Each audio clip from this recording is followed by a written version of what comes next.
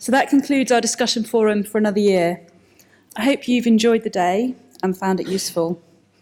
You know, every year I learn something new. And the thing I think I'll take away from today is how topics that don't really seem to have much relationship with animal welfare might actually be quite important. For example, antimicrobial resistance. This could become a significant animal welfare issue in future if we don't consider it whilst we still can.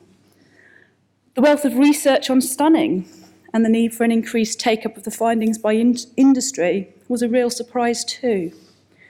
And we seem to have managed to have kept you all awake this afternoon with our population management session being particularly lively and making us think again, not to mention the stimulating ethics session that we just had.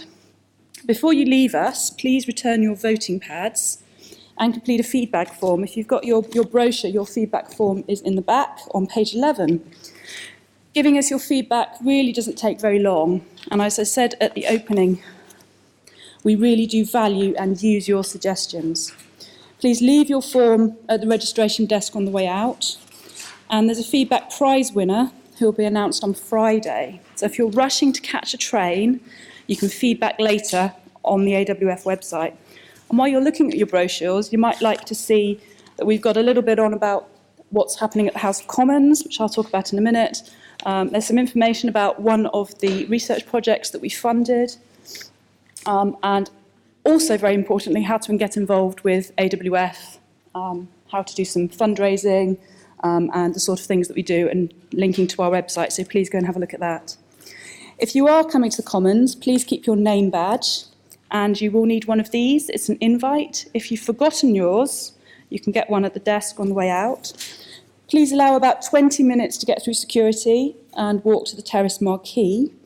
They won't allow you in much before 7 p.m. So if you're not familiar with the area, if you look at page 8 of the brochure, there's some suggested ideas of how to fill your time during the interval. And finally, one last thing that I have to do. Florence, could you just come up?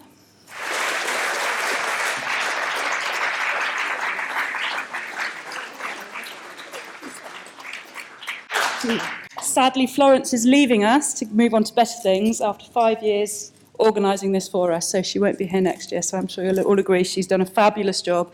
So have a safe journey home, or I'll see you at 7 o'clock in the Commons. Thank you very much.